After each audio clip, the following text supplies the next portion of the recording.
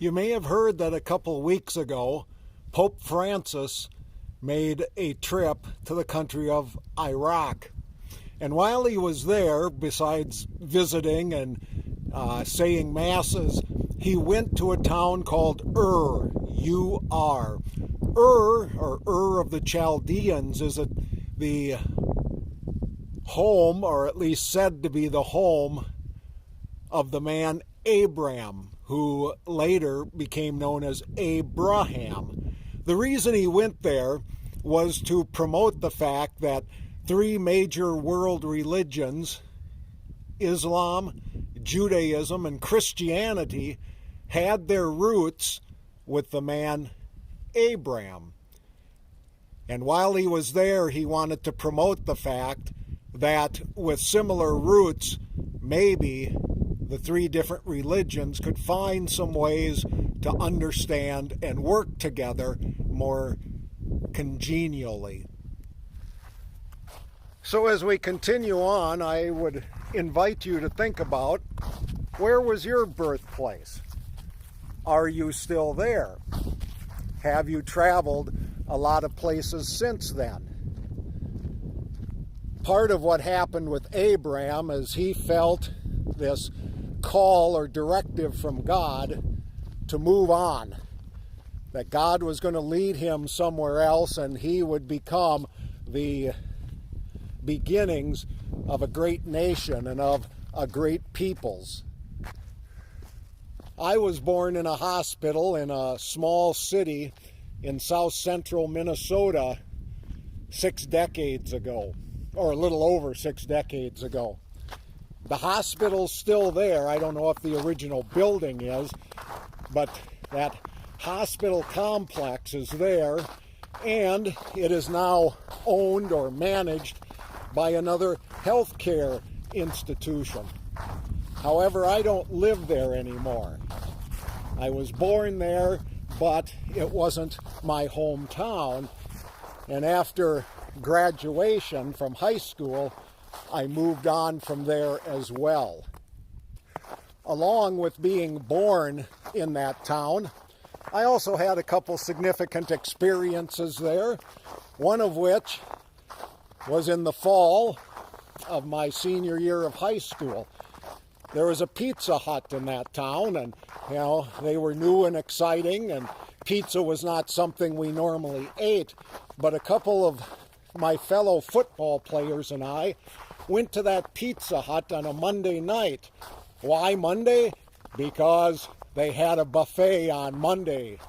And so the three of us go there, pay our whatever the fee was for the all-you-could-eat buffet, and we walked out of there when we were finished, and between the three of us, we had eaten 8 pizzas.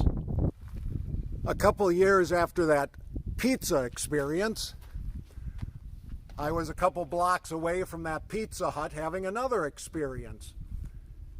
I had consumed too much alcohol, and a couple buddies and I went to this restaurant because, when it's later and, you've had too much to drink, for some reason, food sounds like a good idea.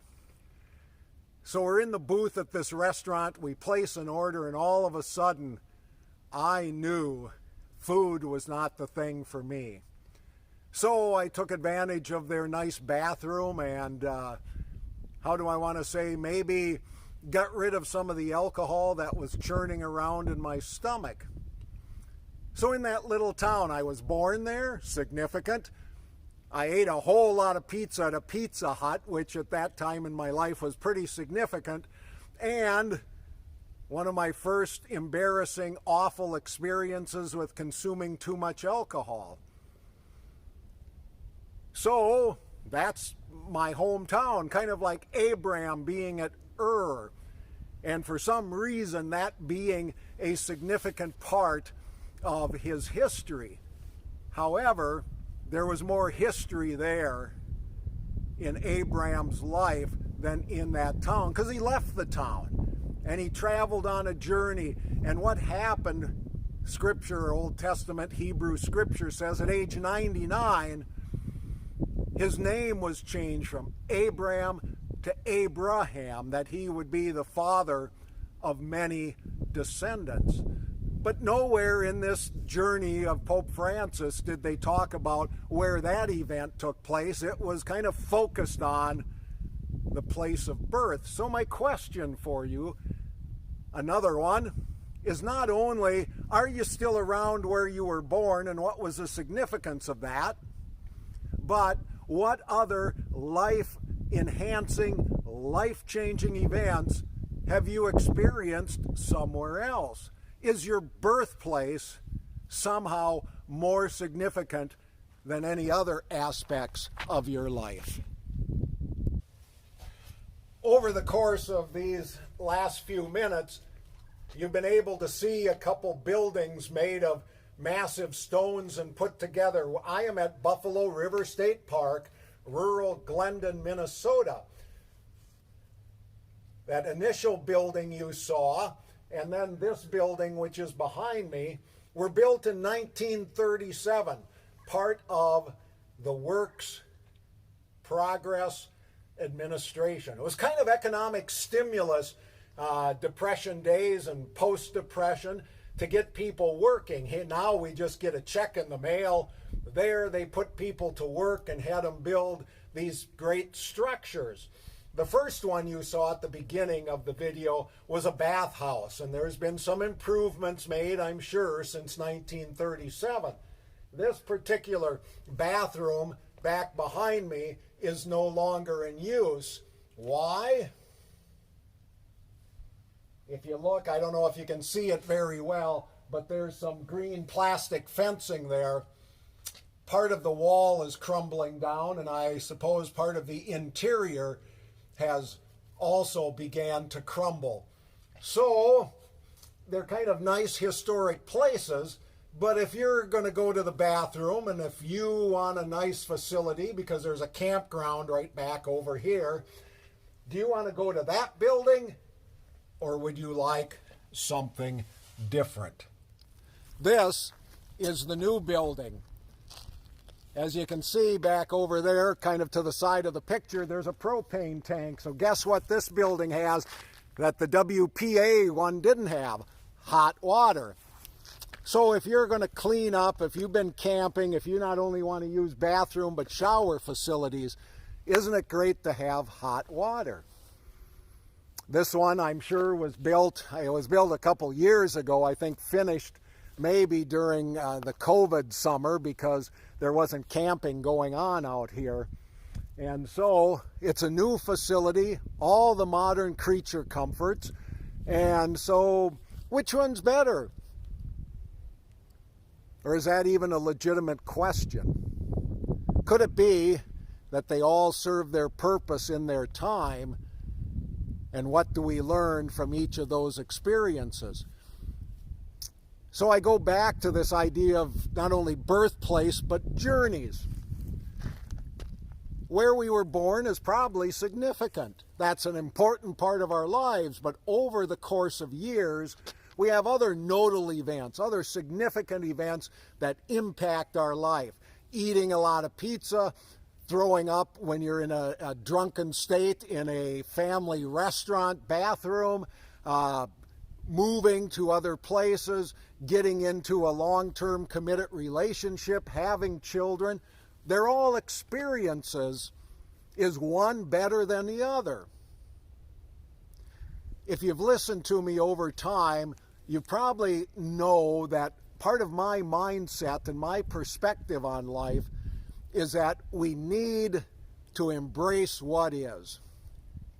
Because God didn't tell Abraham to leave Ur and then said, well, we'll see you later. God journeyed with Abraham. That there was a constant, if you want to say companionship, a constant presence throughout life, whether Abraham had realized it or not. And if you look at those stories, there were many times that he thought he was out there on his own. Just like many of us may go, was that a good decision? Wasn't it a good decision? What about the old days? Don't you wish it was less hectic? I think part of the joy of living is embracing what is. Not necessarily taking the newest and the greatest, but wherever we are in that journey, to see that the presence of God, a higher power, a supreme being, is with us, whether we want to recognize it or not. That life is precious, life is worth living. I have not been back to that small city where I was born over 6 decades ago. If I get back there, possibly, maybe I'll go drive and see what the hospital looks like. But yet again, it's a building. Life is more than structures. It's relationships. It's interaction. It's embracing the world as it is, not as I would want it to be, and finding some peace and some meaning in that. And what Pope Francis did, I think, is great, to try to get religions to understand, to listen, to work together instead of constantly trying to fight or say we're better than someone else. I think it goes beyond religion too, into our own lives, into our own understanding of other people and other perspectives and how other people view their life. Because I believe we learn more from listening than we do from telling. Thank you for watching. Thank you for the little tour that you went on around Buffalo River State Park. Enjoy your day.